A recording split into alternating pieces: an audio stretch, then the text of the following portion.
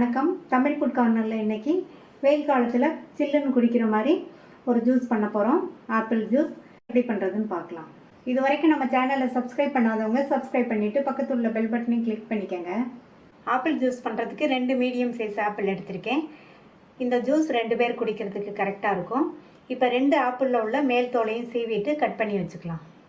இந்த மாதிரி சின்ன சின்ன பீசஸாக கட் பண்ணிட்டோம்னா ஜூஸரில் அது ஈஸியாக அரைப்பட்டுரும். இன்னொன்று, நீங்கள் ஆப்பிளை கட் பண்ண உடனே ஜூஸ் போட்டணும். கட் பண்ணிவிட்டு கொஞ்சம் நேரம் இருந்ததுன்னா ஆப்பிளோட கலர் மாறிடும். கட் பண்ணி வச்ச 2 ஆப்பிளையும் இந்த ஜூஸரில் சேர்த்துக்கலாம். இது கூட ஃபஸ்ட்டு 100 ml தண்ணி சேர்த்து கொஞ்சம் அரைச்சிக்கணும். 30 செகண்ட்ஸ் போல் அரைச்சிக்கலாம். தண்ணி சேர்த்து 30 செகண்ட்ஸ் அரைச்சாச்சு. இப்போ இதில் 200 ml பால் சேர்த்துக்கலாம். ஆப்பிள் ஜூஸ்க்கு மட்டும் மற்ற ஜூஸ் மாதிரி தண்ணி மட்டும் சேர்த்து ஜூஸ் பண்ணக்கூடாது. பால் சேர்த்து பண்ணால் தான் ஜூஸோட டேஸ்ட்டும் நல்லாயிருக்கும், ஜூஸோட கலரும் மாறாமல் இருக்கும். இதை மறுபடியும் நல்லா நைஸாக ஸ்மூத்தாக அரைச்சிக்கலாம்.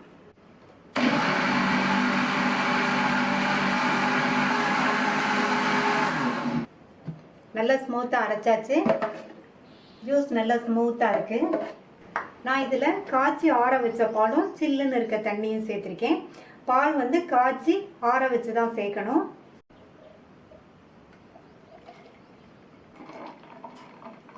ஜூஸை கப்புக்கு மாற்றியாச்சு. நான் இந்த ஜூஸ்க்கு சர்க்கரை சேர்க்கலை. ஆப்பிளில் ஸ்வீட்னஸ் இருக்கிறதுனால அந்த ஸ்வீட்னஸே ஜூஸுக்கு போதுமானதாக இருக்கும்.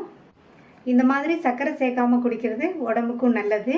உங்களுக்கு இனிப்பு சுவை வேணும்னு நீங்கள் விருப்பப்பட்டீங்கன்னா அரைக்கும் போதே 2 டீஸ்பூன் சர்க்கரை சேர்த்து அரைச்சிக்கங்க.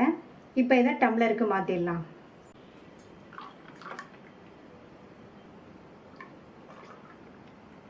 ஜூஸ் நல்லா சில்லுன்னு இருக்கிறதுக்காக இதில் ஐஸ் கியூப் சேர்த்துக்கலாம்.